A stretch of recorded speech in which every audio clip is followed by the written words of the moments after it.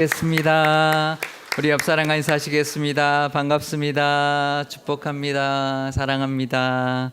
네, 오늘 우리 찬송이 나의 믿음을 드러냅니다 라고 찬송했는데요. 오늘 우리의 믿음으로 하나님 앞에 나오시고 또 하나님께 영광 돌리시는 이 귀한 예배 되시기를 바랍니다. 오늘은 부활절 5번째 주일입니다. 오늘 완전 여름 날씨인데요. 오늘은 오늘보다 더 뜨거운 땅으로 하나님의 인도하심을 받았던 한 사람에 대하여 은혜를 나눠보려고 합니다. 누굴까요? 바로 아브람이죠. 창세기 12장에서부터 25장까지 12장에서 하나님의 부르심을 받았고 25장에서 죽기까지 성경에서 처음으로 한 사람의 일대기를 아주 상세하게 또 아주 길게 묘사해 주고 있는데요. 하나님이 택하셨던 사람, 믿음의 조상 삼았던 사람, 또 그의 일생을 통하여 우리에게 믿음의 모습을 보여주기를 원하시는 사람이 바로 이 아브람입니다. 이 아브람을 통하여 우리의 믿음을 드러내시는 이 시간 되시기를 바랍니다. 아브람의 고향은 갈대아 우르입니다. 갈대아 지역에 있는 우르라는 도시인데요. 지도를 준비해 와봤습니다. 한번 보여드리면 우리 가나안 땅이 왼쪽 끝에 있는데 저 멀리 이제 갈대아 지방의 우르라는 도시가 이제 태어난 고향입니다. 중간에 사막이 가로막혀 있어서 가려면 빙 돌아서 이제 가야 되는데요. 저기서 태어나서 저 먼 길을 하나님의 인도하심을 따라 가나안까지 왔는데 이 갈대아 우르 바로 위에 보면 시날 평지라고 되어 있습니다.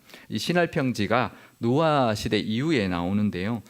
노아 시대 이후에 사람들이 동쪽으로 이주해 가다가 아주 기름진 땅을 만났습니다. 지금 지도상으로 봐도 사막과 완전히 대조되는 아주 초록 빛깔의 그런 땅이죠. 유브라데 강과 티그리스 강이 만나는 두 큰 강이 만나는 그런 땅이기 때문에 아주 비옥한 땅이고요. 그래서 거기서 흩어짐을 막고 바벨탑을 쌓은 곳이 바로 저 시날 평지입니다. 그래서 저 땅은 고대 문명이 아주 발달된 그런 곳이었습니다. 풍요롭고 번화해서 세상의 모든 좋은 것은 다 누릴 수 있는 그런 곳이었습니다. 그런데 하나님이 그곳을 떠나서 내가 지시한 곳으로 가라고 하셨던 것이죠. 참 순종하기 힘든 말씀입니다. 저렇게 정말 모든 것이 다 있는 땅을 버리고 떠나서 정말 어딘지도 모르는 그 곳으로 가라 하신 말씀에 순종하기란 참 쉽지 않은 말씀입니다. 세상적으로 잘 나가는 직업과 상황에서 하나님의 인도하심을 따라가라고 하는 말씀은 정말 따르기 쉽지 않은 명령이었지만 아브람은 그 말씀에 순종하여서 고향과 친척을 다 떠나서 듣도 보지도 못했던 땅 가나안으로 왔습니다. 아브람의 그 믿음과 순종은 참으로 대단한 것이었습니다. 창세기 12장 4절 말씀입니다. 이에 아브람이 여호와의 말씀을 따라갔고 롯도 그와 함께 갔으며 아브람이 하란을 떠날 때에 75세였더라. 지금도 75세면 쉽지 않은 나이인데 그 당시는 75세에 하나님의 말씀을 따라갔다는 것은 보통 믿음의 모습이 아니었던 것이죠. 하나님의 말씀을 따라 하나님이 지시한 곳으로 갔습니다. 그런데 오늘의 본문은 가자마자 그 땅에 기근이 들었다라고 말해주고 있습니다. 오늘 설교 제목 보셨나요? 네, 약속의 땅에도 기근은 오는가? 기근이 오는가? 어떠세요? 약속의 땅에 기근이 올까요? 예, 약속의 땅에도 기근은 옵니다. 당연히 오겠죠. 창세기 12장 10절 말씀입니다. 그 땅에 기근이 들었으므로 아브람이 애굽에 거류하려고 그리로 내려갔으니 이는 그 땅에 기근이 심하였습니다. 그냥 기근도 아니고 아주 심한 기근이 들었습니다. 말씀을 따라 순종해서 갔는데 그곳에 기근이 왔다라는 거죠. 뭐 그럴 수 있습니다. 뭐 그 땅이라고 뭐 별 다를 게 있겠습니까? 그런데 우리는 어떻게 생각하나요? 약속의 땅에 가면 늘 꽃길만 걸을 것 같잖아요, 그죠? 뭐 우리 믿음고 살면 아무 일도 일어나지 않고 마냥 좋은 일만 늘 가득할 것 같은 것이 우리의 생각이고 기대입니다. 그런데 어떻든가요? 우리가 믿음을 가지고 살아도 늘 꽃길만 걸을 수 없겠죠. 어떻게 꽃길만 걸을 수 있겠습니까? 봄에 좀 꽃길 걷다 보면 어느새 더워지기도 하고 비도 오고 그러는 게 인생인 것이죠. 그런데 천국은 그렇지 않습니다. 천국은 늘 꽃길만 걸을 것입니다. 요한계시록 22장 2절 말씀입니다. 강 좌우에 생명나무가 있어 12가지 열매를 맺되 달마다 그 열매를 맺고 그 나무 잎사귀들은 만국을 치료하기 위하여 있더라. 천국에는 나무가 있는데 달마다 열매를 맺는데요. 그러면 1년 12달 열매를 맺으려면 12달 꽃이 피겠죠. 12달 내내 1년 내내 꽃길을 걸을 것입니다. 우리 천국 가셔서 늘 꽃길만 걸으시기를 축복합니다. 네, 하지만 이 땅은 그렇지 않습니다. 꽃이 필 때가 있으면 질 때가 있고 비바람이 불 때가 있고 가물어서 메마를 때도 있는 것입니다. 이 땅에서는 늘 위기를 만나는 것은 어쩌면 당연한 일입니다. 그러면 우리는 그럴 때 어떻게 해야 될까요?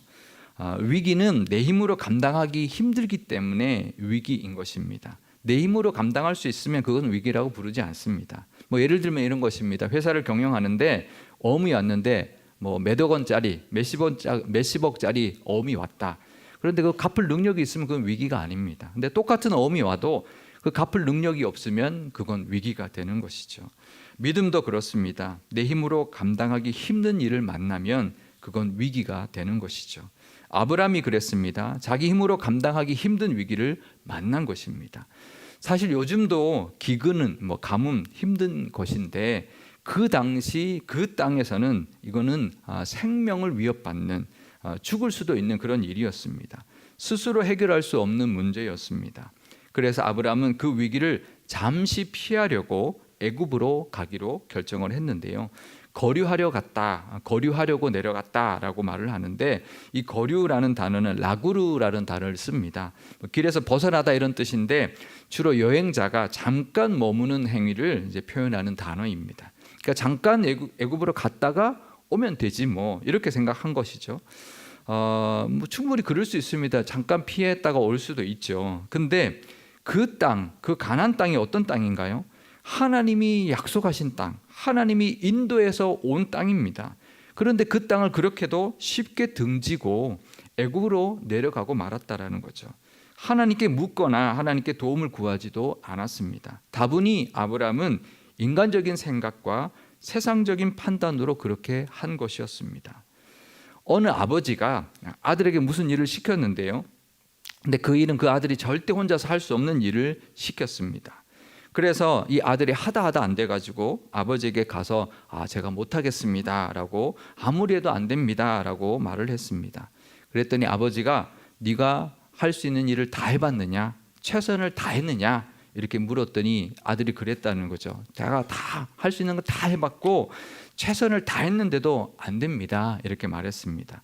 그랬더니 아버지의 대답이 무엇이냐면 너는 최선을 다하지 않았다. 그러니까 아들이 억울해했는데 그 이유를 이렇게 말해 주었습니다. 아버지는 나에게 도움을 구하지 않았기 때문에 너는 할 수 있는 일을 다한 게 아니다.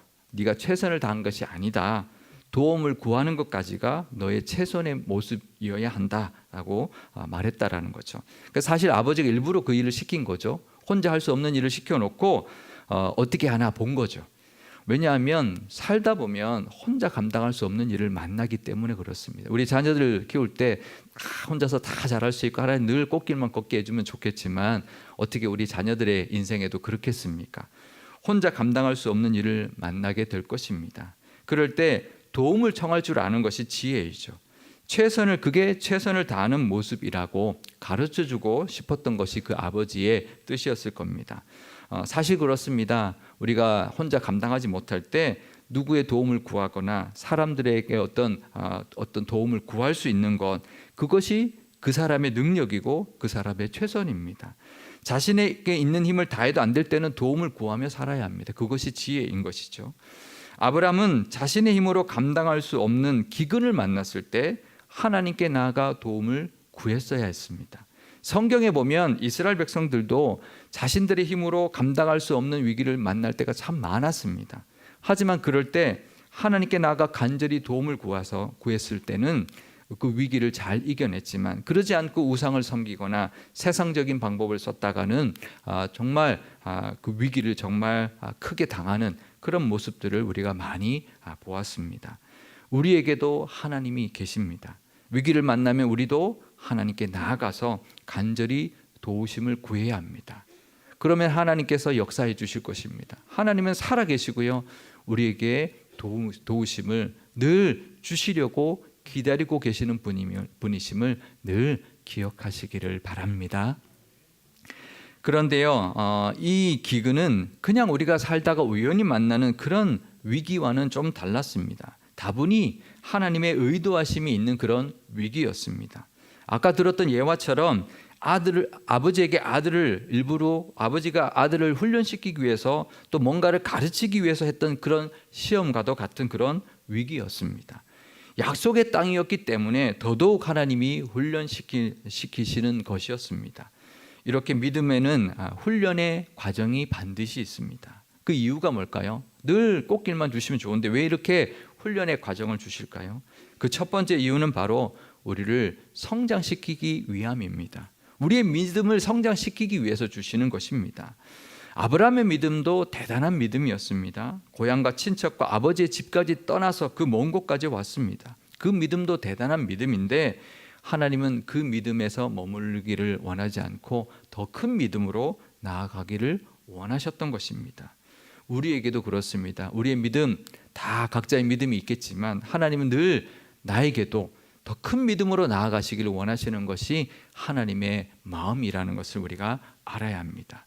그래서 우리에게도 위기를 허락하시는 것은 더 큰 믿음을 주시려고 그러신다는 것을 알아야 합니다. 그것을 깨닫는다면 위기를 만났을 때 우리가 견딜 수 있고 하나님이 더 큰 믿음 주시려고 주시는 거구나 라는 것을 우리가 믿고 의지할 때 그것을 담대하게 또 대하고 이길 수 있을 것입니다. 하나님이 다 주관하고 계신다는 것을 믿는 믿음이 있을 때 마냥 힘들어하거나 불안해하거나 두려워하지 않을 것입니다.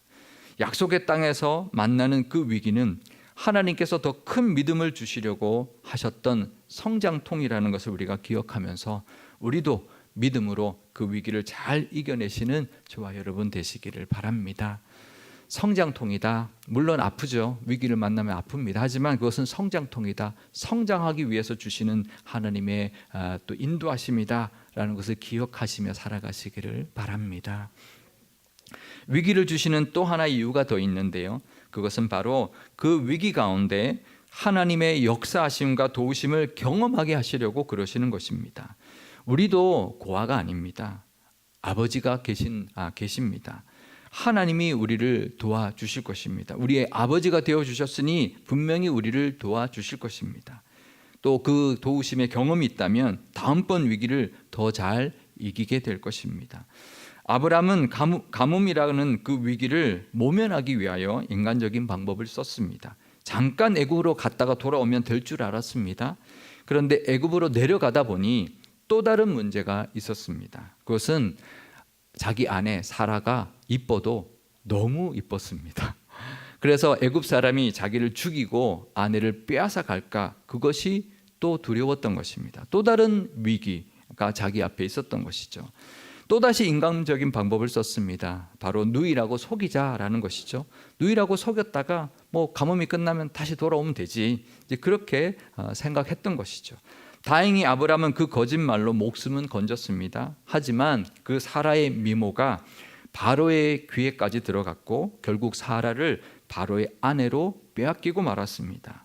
하나님이 만약 도와주시지 않았다면 아브라함은 아내를 영영 잃어버렸을 겁니다. 그럼 자식도 없이 그렇게 아무런 하나님의 약속도 누리지 못하고 허무하게 살다가 그냥 잊혀지고 말았던 그런 사람이 되었을 겁니다. 믿음으로 갈대아 우르에서 그 먼 길을 하나님의 말씀 따라 온 것이 아무 의미 없는 그런 인생이 되고 말았을 겁니다. 차라리 갈대아 우르에서 그냥 사는 게 더 나을 뻔한 인생이 되고 말았을 겁니다. 하지만 하나님은 그렇게 내버려 두지 않으셨습니다. 그렇게 부족하고도 연약한 아브라함을 도와주셨습니다. 바로에게 재앙을 내려서 아내 사라를 되찾도록 해주셨습니다. 아브라함이 한 것이라고는 아무것도 없었습니다. 그냥 아무 힘 없이 아내를 내주었고 아무것도 하지 못하고 있었는데 하나님께서 사라를 돌려받게 해주셨습니다. 하나님의 은혜였습니다. 그냥 은혜였습니다. 아브라함이 한 것은 아무것도 없었습니다. 그 경험이 아브라함에게는 중요한 사건이 되었을 겁니다. 중요한 영적인 체험, 인생 가운데 평생에 붙들 그런 영적인 체험이 되었을 겁니다. 그 어떤 위기가 올지라도 하나님이 도우실 것이다. 하나님이 건져주신다. 하나님이 다 보고 계신다. 하나님이 절대 그냥 나를 내버려 두지 않으신다라는 것을 체험하게 되었던 것입니다. 우리도 살다 보면 그렇습니다. 실수할 때도 있고 판단을 잘 못할 때도 있습니다. 하지만 그럴 때도 하나님은 우리를 도와주실 것입니다. 절대 우리를 고아처럼 그냥 내버려 두지 않으실 것입니다. 그 위기를 통하여 하나님을 경험하게 해주실 것입니다. 그러면 그 위기가 은혜를 경험하는 기회가 될 것입니다. 그 믿음을 위하여, 그 영적인 체험을 위하여 하나님은 우리에게도 위기를 허락하신다는 것을 알아야 합니다. 위기가 다가 아니라는 거죠. 그 위기를 통하여 하나님의 역사하심, 하나님이 도와주심을 경험하게 해주신다는 것이고, 그 영적인 체험을 통해서 더 큰 믿음과 더 앞으로 더 믿음을 가지고 또 하나님의 그 믿음과 하나님의 함께 하심을 역사해 주심을 믿게 되는 그런 기회, 또 그런 경험을 해주시기 위해서 그러신다는 것을 우리가 늘 기억하시며 또 위기를 대하시는 저와 여러분 되시기를 바랍니다. 분명히 이걸 통해 주시는 하나님의 은혜가 있고 역사하심이 있을 것이다라는 것을 바라보시는 저와 여러분 되시기를 바랍니다. 위기를 허락하시는 세 번째 이유는요, 바로 더 큰 은혜를 주시기 위해서 더 크게 쓰시려고 주시는 것입니다. 하나님이 주시는 위기는 그냥 힘들게만 하려는 것이 아닙니다. 그걸 통해 은혜 주시려는 것입니다. 아브라함은 인간적인 방법을 썼고 잘못 판단했고 미숙하게 처신했습니다. 그래서 다 날릴 뻔했습니다. 하지만 하나님은 그렇게 되도록 내버려 주지 않으셔서 아내를 되찾게 해주셨습니다. 그냥 아내만 되찾게 해서 그냥 본전만 얻은 것이 아니라, 그냥 본전만 받은 것이 아니라 바로가 사라를 데려가면서 주었던 수많은 재물을 다 얻게 취하게 해 주었습니다. 그 당시 결혼할 때 지창금이라고 있죠. 이제 아내를 데려오면서 많은 재물을 줍니다. 그런데 지금 족장들끼리의 결혼이 아닙니다. 이 지금 애굽의 왕 바로가 누구입니까? 그 당시 최강국의 왕입니다. 그런데 아내를 데려오면서 얼마나 많은 재물을 주었을까요? 지금 그냥 양과 소와 노비와 암수 나귀와 낙타를 주었다라고 하는데, 양은 기록해주고 있지 않는데 양은 뻔한 거죠. 이 왕이, 그것도 애굽의 왕이 아내를 데려오는데 얼마나 후하게 재물을 주었겠습니까? 그것으로 이 아브라함은 갑부가 되었습니다. 지금 일개 족장 목축이나 하며 떠돌아다니는 사람이 받을 만한 그런 재물이 아닌 엄청난 양의 재물을 받았습니다. 낙타, 나귀와 낙타까지 받았다고 하는데요, 그 당시 낙타는 아무나 가질 수 있는 가축이 아니었습니다. 이게 거상들이나 갑부들이나 갖추는 그런 가축이었습니다. 이게 부의 상징 같은 그런 이제 가축인데요. 그러니까 요즘 말로 하면 운송수단이니까 어떤 차 딱 타면 저 차는 보통 차가 아닌, 저거는 웬만한 부자가 아니고는 가질 수 없는 차구나, 이런 기준이 될 만한 가축이 바로 낙타였습니다. 그러니까 이 말은 아브라함이 그 전과는 완전 다른 수준의 부자가 되었다라는 뜻인 것이죠. 그리고 그 당시는 재물이 곧 힘이었습니다. 나중에 가나안 땅에 전쟁이 일어납니다. 북쪽의 네 나라와 우리 사해 바다 주변에 있는 5나라가 전쟁을 이제 치르는데요. 그 전쟁에서 조카 롯이 붙잡혀 가죠. 그래서 그 조카 롯을 구하러 가는, 아브라함이 구하러 가는 장면이 나오는데요. 그때 아브라함의 수하에 사병이, 자기 개인적인 사병이 318명이 있었다라고 기록해주고 있습니다. 그냥 일개 족장이, 그냥 목축이나 하는 족장이 거느리기에는 너무 많은 숫자죠. 그냥 종들이 아닙니다. 그냥 종들 데려가서 싸워서 이긴 게 아닙니다. 북쪽의 네 나라의 연합군과 싸워서 이길 정도의 훈련된 군사였습니다. 아마 그 힘은 애굽에서부터 얻었던 재물과 종들로 인하여 생겨난 것들이었을 겁니다. 하나님은 이렇게 우리에게도 위기를 허락하시면서 그 위기를 통하여 은혜와 복을 주시기를 원하십니다. 그 위기는 그 은혜와 복을 주시기 위한 관문이라는 것을 알아야 합니다. 더 큰 은혜로 들어가기 위해서, 더 크게 쓰시기 위하여 주시는 위기라는 것을 기억해야 합니다. 위기는 위기로 끝나지 않고 그걸 통하여 하나님의 더 큰 은혜를 누리시는 저와 여러분 되시기를 바랍니다. 약속의 땅에도 기근은 옵니다. 당연히 옵니다. 아니, 더 옵니다. 더 큰 믿음을 주시기 위하여, 더 많은 영적인 경험을 하기 위하여, 더 큰 은혜를 주시기 위하여 늘 하나님 우리에게도 위기를 허락하십니다. 약속의 사람에게도 위기를 하나님 허락하십니다. 분명 힘들 때가 있을 것입니다. 하지만 그럴 때 하나님의 도우심을 바라봐야 합니다. 하나님을 의지해야 합니다. 그러면 하나님께서 반드시 도와주실 것이고, 그것을 믿는 믿음으로 우리는 이겨내게 될 것입니다. 하나님의 특별하신 계획이 있음을 기대하며 믿음으로 이겨내실 수 있기를 바랍니다. 그 어떤 위기가 와도 우리는 혼자가 아니다, 나에게는 전지전능하신 하나님이 계신다라는 그 믿음으로 하나님께 도움을 구할 때 그것을 통한 은혜가, 또 복이 우리에게 임하게 될 것입니다. 믿음의 조상 아브라함의 믿음도 처음부터 다 갖추어진 믿음이 아니었습니다. 이렇게 기근을 만나고 또 자기가 잘못 판단하고 갈등을 겪고 위기를 만나면서 그 믿음이 점점 더 성장해 갔던 것입니다. 우리에게 허락하시는 그 위기 가운데서도 하나님을 바라보는 믿음이 있으시기를 바랍니다. 그러면 그 위기를 통해 우리의 믿음도 더 성장할 것이고, 또 하나님이 주시고자 하는 더 많은 은혜도 누리게 될 것이고, 또 하나님이 쓰시고자 하는 더 큰 믿음의 사람이 되어서 하나님께 크고 귀하게 쓰임받는 그 은혜도 누리게 될 것입니다. 그래서 위기는 기회입니다. 하나님 안에서 위기는 기회이고요, 축복임을 기억하시면서 잘 이겨내시기를 바랍니다. 70주년을 맞이한 우리 교회에게도 늘 꽃길만 펼쳐지지 않을 것입니다.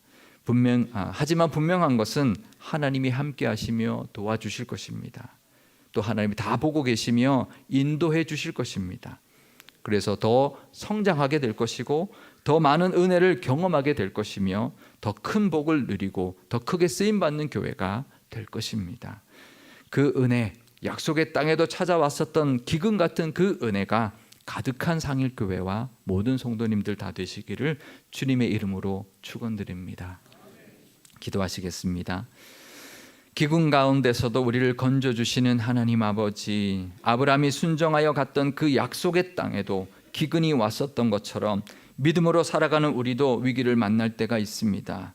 그 위기 가운데 더욱 하나님을 의지하며 바라보게 하옵소서. 때로는 우리도 아브라함처럼 부족하고 연약하여 잘못 판단하고 섣부르게 행동할 때가 있습니다. 그럴 때도 우리를 지켜주시고 건져주실 줄 믿습니다. 위기를 통해 더 큰 믿음 가지게 하시고, 하나님이 친히 역사하심을 경험하는 시간 되게 하시며, 하나님이 예비하신 더 큰 복과 더 크게 쓰임받는 은혜가 있게 하여 주옵소서. 그래서 위기는 오히려 영적인 기회이며 은혜로 들어가는 관문이라는 것을 기억하며 이겨내게 하옵소서. 70주년을 맞이한 상일교회도 하나님께서 늘 함께 해주실 것을 믿습니다. 또 이끌어 주실 것을 믿습니다. 더 크게 쓰임받는 교회가 되도록 다듬어 주실 줄 믿습니다. 그 믿음으로 어떠한 위기도 이겨내는 아브라함 같은 은혜, 아브라함 같은 복, 아브라함같이 쓰임받는 교회와 모든 성도님들이 다 되게 하여 주옵소서. 우리 구주 예수님의 이름으로 기도드리옵나이다. 아멘.